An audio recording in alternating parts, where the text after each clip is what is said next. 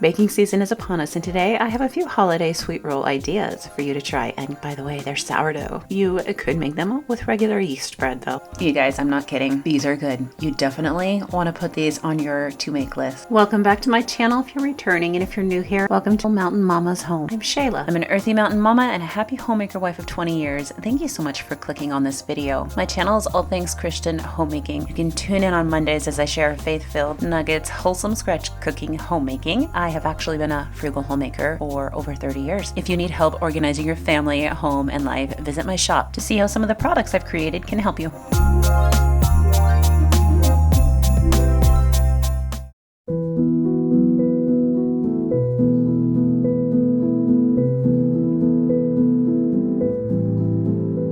In this video, I'm going to give you 6 holiday sweet roll / bread ideas and a couple dough tips, especially if you're working with sourdough. During the very last recipe, the raspberry Christmas rolls, I've got some questions for you guys, and I thought we would talk about a very special topic and an important one too. How do we, as the women of the house, the mothers, the wives, balance life and creating specialness during these busy holiday seasons? Because let's face it, if something were to happen to us, what would the season be like for our families? We have a lot of power and potential at our fingertips. So how do we tap into that when we are so busy? So we're going to talk about that towards the end. And I want to hear from the mature aged women watching, the young, the middle-aged, everybody, all of you women watching. I love summertime and gardening, but I have to be honest, we didn't have the greatest garden this year. And so I was kind of glad to get it wrapped up and turn my attentions indoors. I have been very much so enjoying all the indoor homemaking and homesteading activities.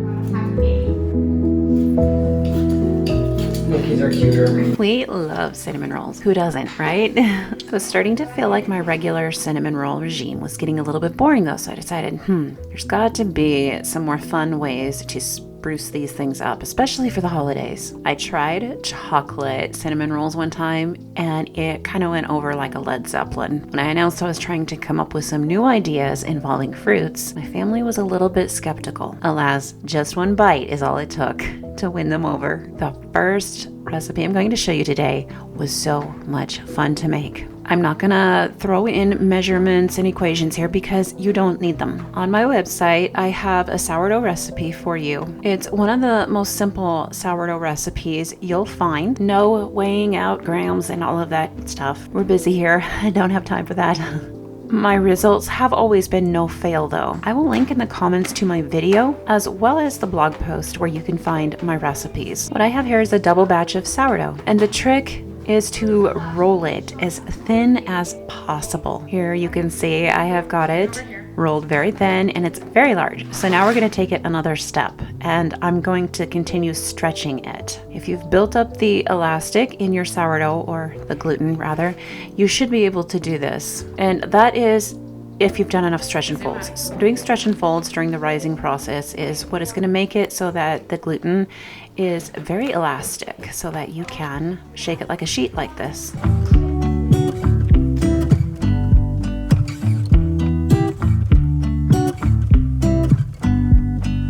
Next, we're going down with about a cube of melted butter. Actually, this might be a whole cup of butter. This is going to make it so the layers of the roll come apart just the way we want them to. This part may be going a little bit slowly for you, but I just don't want to miss any steps in showing you the whole process. All right, I have all the butter spread evenly, and now it's time to go down with the toppings. I chose Granny Smith apples because I love Granny Smith apples in apple treats. I like how they don't bake down too much, and I just love the flavor of them. You could use other kinds of apples. You don't want to do too many. You want them to be kind of sparse like I have them here. And now we're going down with some pecans. Do you say pecans or do you say pecans? I know that there's a great debate over which way they're supposed to be said. Again, we want to go down sparsely. Now, you could use walnuts. You could use probably almost any kind of nut that you want. Pecans are my favorite though, so that's what we're doing. This part was so much fun. I'm surprised that all of the kids aren't in here. They're in the same room, but they're playing a very gripping and action-packed game of Monopoly in the room across from me. I'm only going down with a cup of sugar. My oldest daughter said it could have used more, so she made this recipe a week after I did and entered it into a fun dessert competition, and she won first place with it. She added 2 cups of sugar, I believe, to hers. So you can add more or less sugar depending on your tastes. Next, we're going down with the cinnamon. You can be more scant with the cinnamon or you can be very liberal with it. I like to be quite liberal with the cinnamon. I am of the opinion that things like garlic and cinnamon are just 2 things that you should never measure with a spoon. You measure those with your heart. Go from the corner. Go from the corner. I had to laugh while I was editing this. Things are getting intense. My daughter is coaching me from the sidelines. Who needs football when you've got this, right? Oh. Yes. Won't you need more butter? Clearly, rolling this was tricky to figure out. I had to think about the best way to do this. I'm doing more cinnamon over here on this flap because I'm trying to get a good side started to start rolling on, and I want the inside to have extra goodness because you know how it is when you're eating a roll and the inside just doesn't have enough goodies in it. Well, I wanted to make sure the center of these had plenty of caramel and nuts and apples. I didn't want them to be empty.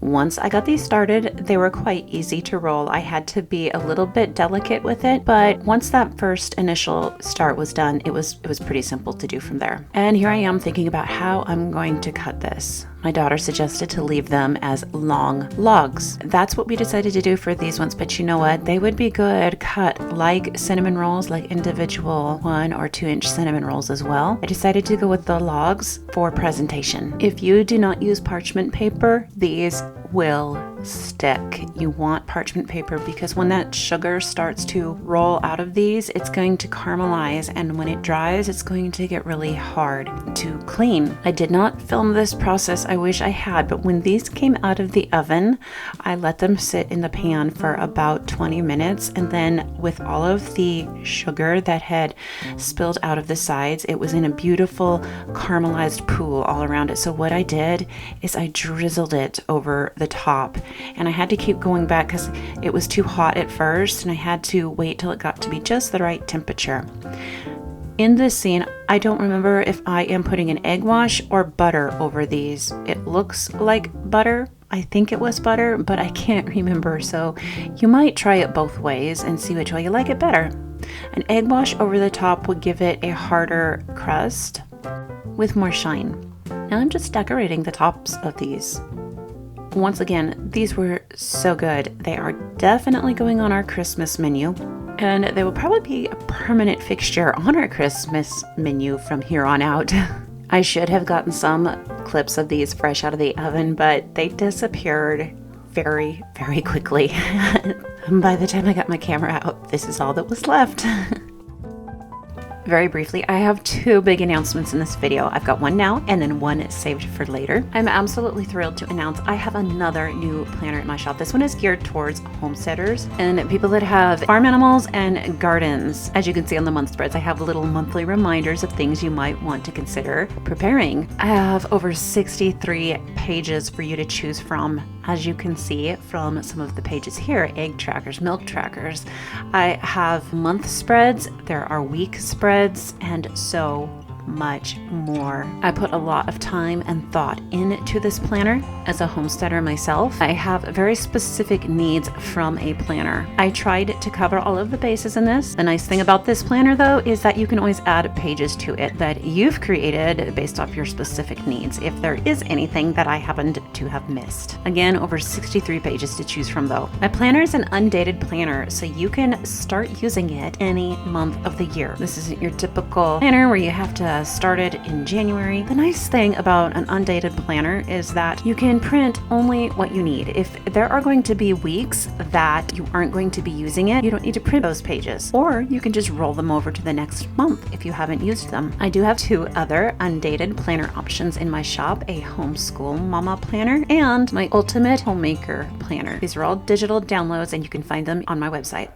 Since the holidays are so busy, I wanted to give you a couple dough tips and bread making tips before I cover the rest of the holiday sweet roll ideas. We are a family of 8, so about twice a week I bake bread. I have a cinnamon rolls recipe on the blog, but for this, I'm actually just using my regular bread dough recipe. I usually quadruple this recipe, leave it on the counter for about 20 minutes. After that, I stretch and fold it, and then I'll put it in my refrigerator, and we just take dough off of it as we need it through the week. So one simple master recipe, and I use it for whatever we want it for. Cinnamon rolls, pizza, whatever. With my recipe, you can do that, and it really simplifies bread baking, especially through the holidays. In this scene, I have some very ready dough.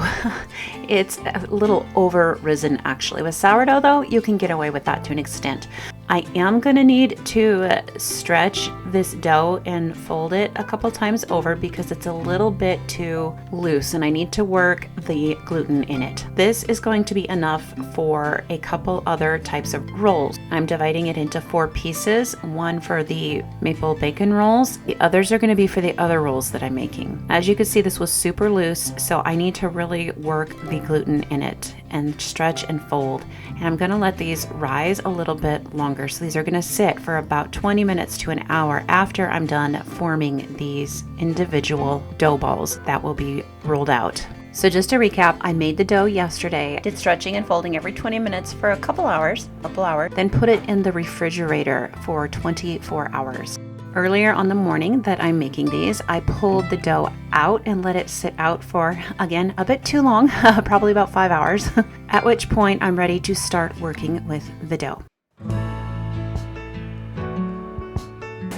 In the last recipe, I'm going to go over some basic roll making tips as I make the raspberry Christmas rolls. So you are absolutely going to want to watch the very last recipe for some really good tips and tricks. But right now, I'm just going to zip through the recipes that I have for you so you get the basic idea of how to make each one of these rolls. In this scene, I'm making maple bacon bit rolls. If you like maple bars, you are going to love these. They are very simple. Right now, I'm just cooking up some bacon for the tops of these. Next, I'm going to make the topping and the filling. So I'm going to use 2 cups of powdered sugar. I am going to be using maple syrup. I did think, however, that it could have used a little bit more of a maple kick. So I actually recommend using maybe a teaspoon of maple extract along with the maple syrup. And that's only if you really love the maple flavor and want that hardcore maple bar effect. I mixed the powdered sugar and just enough maple syrup to make this kind of soft. I probably added about 1/4 cup of maple syrup and then 1 cube of butter. Next, we're gonna roll out the dough. Turns out my dough was a little bit stiff still, so I'm gonna let it sit for about 5 minutes and have a tea break. Speaking of tea break, I do have a free herbal tea ebook that you can get access to by subscribing to my newsletters. I will link in the description box where you can do that. So if you like herbal tea, you will love my herbal tea book. It's got 17 herbal tea recipes. I am now spreading that filling that I just made over the dough. Again, I want a really gooey center to these. So I'm going to fold over the ends. I'm folding over all of the ends on this actually because I don't want all of the goodness to fall out the edges while I'm rolling it. So if you tuck the edges over like this, it can help seal in all of the butter and whatever filling it is that you have. And it makes that a little bit cleaner too as you are making these, a little bit cleaner of a process. keeping the stuffing inside. You could sprinkle some bacon down. I thought about it, but then I was afraid the bacon might get too soggy. So I am saving all of the bacon bits for the tops of these after they're done baking and right before serving.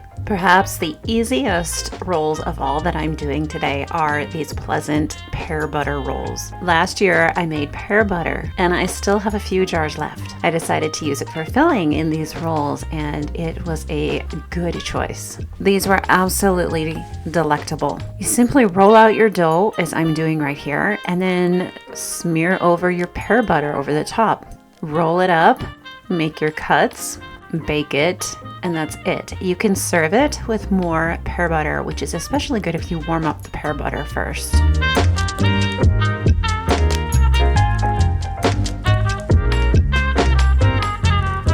Almost equally as simple are these cinnamon blueberry rolls. Inspiration for these kind of sort of came from blueberry bagels. These are made a lot like a cinnamon roll.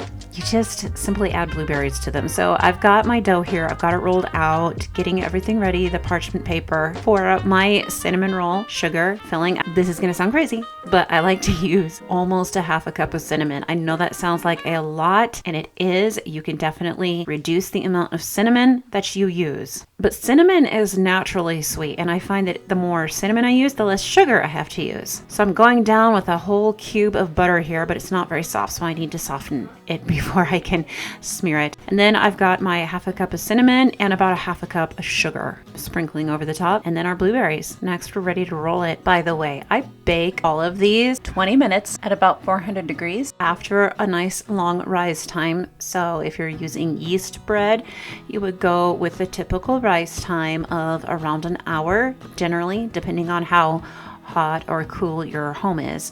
For sourdough, you might want to go closer to the 2-hour mark. You want to let these rise for quite a long time, especially if it is sourdough.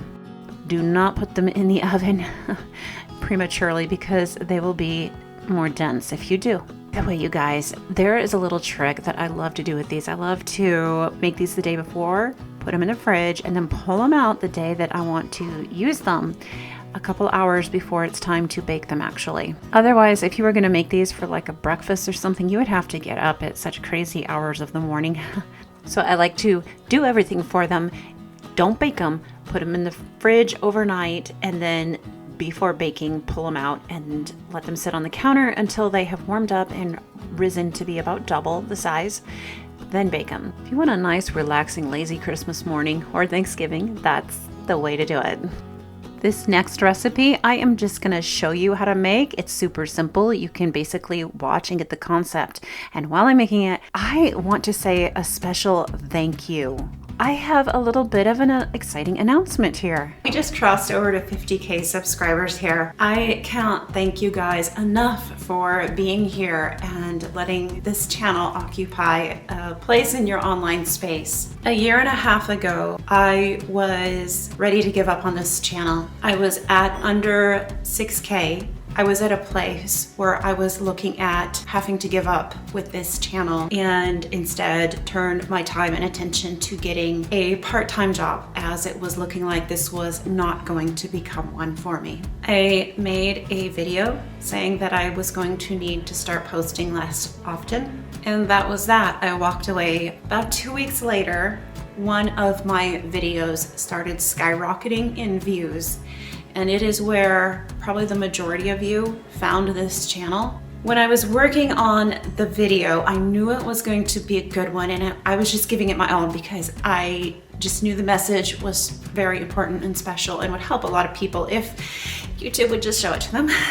Well, YouTube did. That video to date has over 200K views. It took this channel from between 5 and 6K followers to over 25K followers within just a couple months. And that's where I was a year ago. So we just crossed over to 50K, and this is a really big deal that I had given up on ever happening. It's something I worked for almost 4 years for and never thought was going to actually happen. So it's very exciting for me to have each and every one of you here. I also want to thank you guys that have stuck around through all of my learning curves in running a YouTube channel, because there has definitely been a lot of learning curves. Since for the first 4 years of running this channel, I was so deep in the trenches of homeschooling my children, this channel got the leftovers. So I was learning in my spare time, and that was very slowly. But you guys have been great. You guys have stuck around and supported me and been kind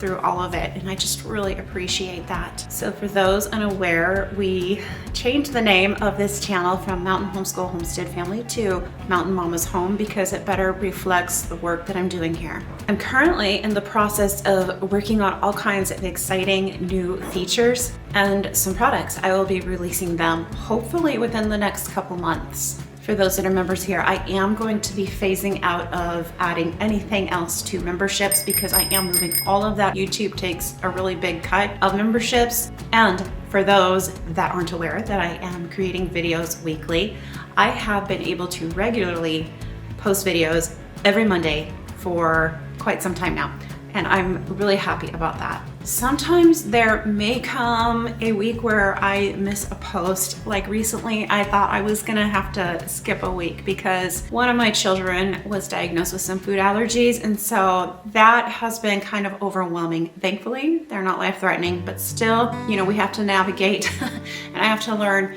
some new ways to cook. It's not the first time that this has happened. It's definitely been overwhelming, but I have so far been able to manage it. Little things like that are the only thing where you'll probably see I am not posting, but my intention is to post weekly on Mondays. Once again, thank you so much to all of my supporters and everybody here that has been faithfully sticking around and cheering me on. All right, so in this scene, I have got the dough, I sprinkled it with cinnamon, and then I went over it with some egg because I want this to stick together. I don't want this coming apart. This is gonna be cinnamon bread for toast. I absolutely love cinnamon bread toast. It's one of my favorite things. With the other rolls, I wanted butter so that the layers would not stick together. This, I do want the layers to stick together. I don't want this all coming apart in the toaster. So I am coating the layers with egg to make them stick. And I'm rolling it up now. It's so easy. And this is always a hit.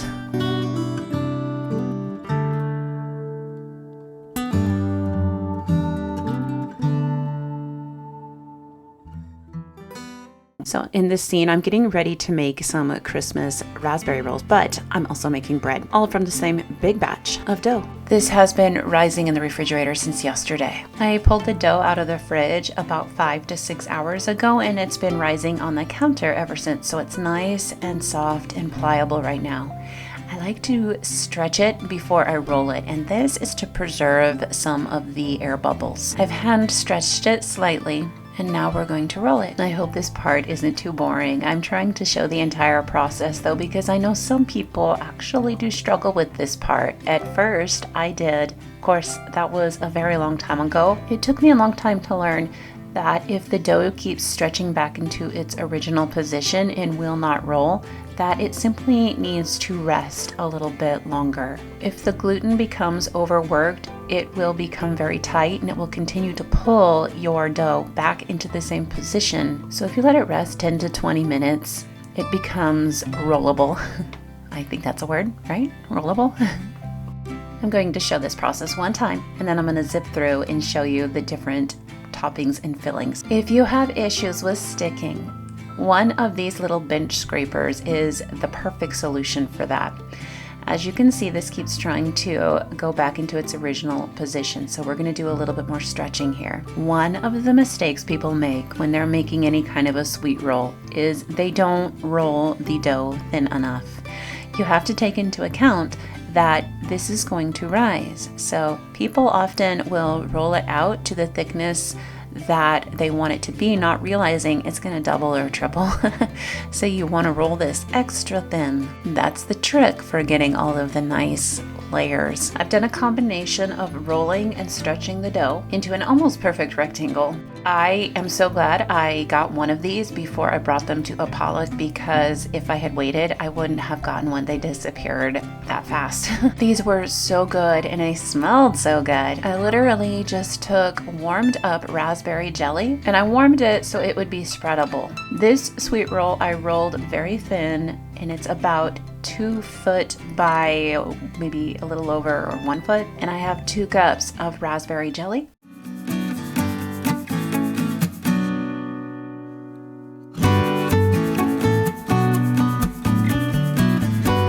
It's spreading very easily because I warmed it. Do you see how I'm pulling and stretching and folding this over here? There's a reason for this. Have you ever had a roll and made it to the center and there's almost nothing in the center? It's all just bread dough. None of the gooey goodness. Okay, this is how we can avoid that happening. The layers of whatever filling are the best part of the rolls. And this is a way to assure that they have a lot of those layers that are filled with whatever the wonderful filling is that you've got. You fold it over like I've done here, and then you put on another layer of the filling. I've got so much filling on this, so I'm just using what is already here. You can always save some aside though. Okay, now we have got cocoa. This is cocoa powder, and in order to sprinkle it, I'm using this handy dandy little tea infuser. These work so well for doing a perfect dusting of cocoa or powdered sugar. While I do this, let's talk about the holidays. So they're upon us. How do you guys feel about that? Do you love the holidays? Do you dislike the holidays? Mixed feelings? I think my biggest struggle with the holidays is that as the mom, it is up to me to make them special. And if I don't put some thought and effort into making them special, well, then it's just going to be another regular day. As my kids are getting older, it has me thinking more and more about how they're going to eventually fly the coop, fly the nest, however you want to say it. They're going to move out.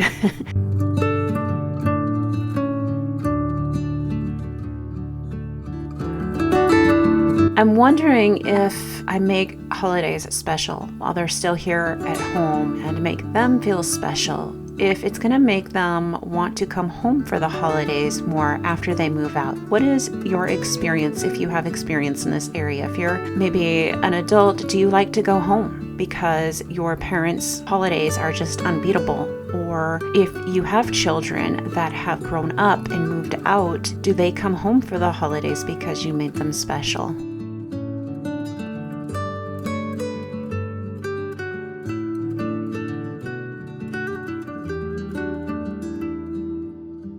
We might talk a little more about this in a second, but I want to explain what I'm doing right here. So it's time to start rolling these. I smashed down the edges of this, or the edge of it, as I showed you before. And now it's time to roll. And as I roll, I really like to pack it in. So you can see I'm kind of squishing this in with my fingertips. Got a side angle here so you can get a really good look. I pull and I stretch. This keeps it nice and tight and nice and thin. It makes perfect layers of gooey goodness. You probably noticed I put about a cup of sugar on top of the cocoa and raspberry. The sugar will add sweetness, but of course it also adds a little bit of gooiness when it melts in there too. I'm just going to continue showing the whole process so you have a very good idea of how to do this.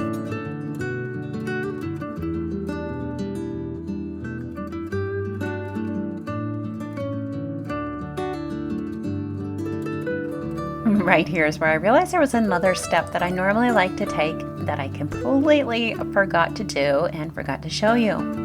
Before rolling, I usually do the same process that I did on the bottom edge on all of the corners. So I fold it all over, and this is just to kind of like seal everything in and keep it all from seeping out and running outside of the edges of the cinnamon roll. You'll see why I like to do this towards the end here.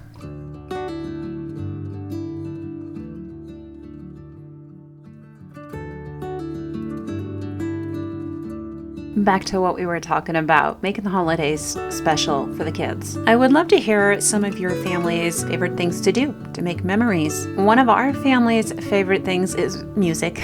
A common gift that we get our kids for Christmas are instruments. Not all of the kids are into music, but most of them are. One of our favorite pastimes during the holidays and on Saturday nights is karaoke. I've got a couple of kids in particular that I really think are gonna go places. Some of the kids are harder though because they don't share the same music interests. I've got this one son, he's completely into all things guy, hunting, everything having to do with anything guyish.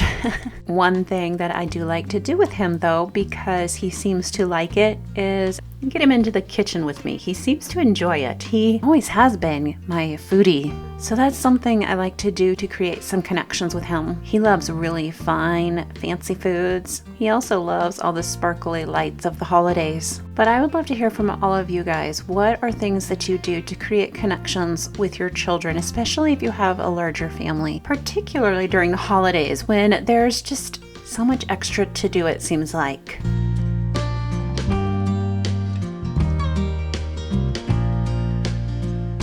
It is time to slice these. If you have super like fat rolls, you can cut these larger, but if you have a thin roll like I have here, it's better to cut them about 1.5 inches, 2 inches at most. If you cut them too long, they will fall over when they're rising. So again, if this was a much larger roll instead of such a thin long roll, I would be cutting these probably about 2 to 3 inches long. I did it this way because I am taking these to a potluck and I want there to be one for everybody. So I'm trying to get as many out of it as I can, which is why I made it long and skinny. If you're doing this for a holiday brunch, you might want to do the same, unless it is the main feature of your brunch. If it's going to be the main feature, you might want to make your rolls a lot larger. So basically, when you roll it out, make sure you have a rectangle, and instead of rolling it on the long side, you would roll it on the short side. Since these have sugar in them, they're going to stick badly if I don't use parchment paper. I like using the parchment paper, especially on sugary breads, just so I can get them out of the pan for one, but also that sugary caramelized mess is really hard to clean out of pans. So the parchment paper helps a lot with cleanup, which is nice during the holidays. Here is my favorite aspect to making holiday sweet rolls. You can take all of them and put them in the fridge. You can even make them a week in advance. You can make them a whole 2 weeks or a month in advance if you want, and you can freeze them. So you can freeze them on cookie sheets. I wouldn't freeze them in a pan like I've got here. I would freeze them on wax paper on a cookie sheet in the freezer, and then once they have frozen, take them off and put them into airtight baggies so that you can just pull them out. That would save up more space in your freezer if you did it that way. The night before you intend to use them, you would just pull them out of the freezer and put them in your casserole pan like I'm doing here, and then leave it out. Just leave it out all night long, and in the morning they should be warmed up, risen, and ready to pop in the oven, especially if it's sourdough. It doesn't get much easier than that for the holidays. I think these would be the most beautiful Christmas morning treat. Don't you guys think? I do need to apologize. I did not get a finished shot of these when they were all done. That's because these ones went directly into the refrigerator, and I didn't cook them on this particular day. I cooked them the day after this, and I didn't have enough time to get a picture right before we headed off to our potluck. I am so sorry about that. But hey, I will show you cleanup. Do you guys have a bench scraper? They make the easiest cleanup, especially of sticky dough messes. You guys, thank you for watching. Check out my other from scratch cooking recipe videos.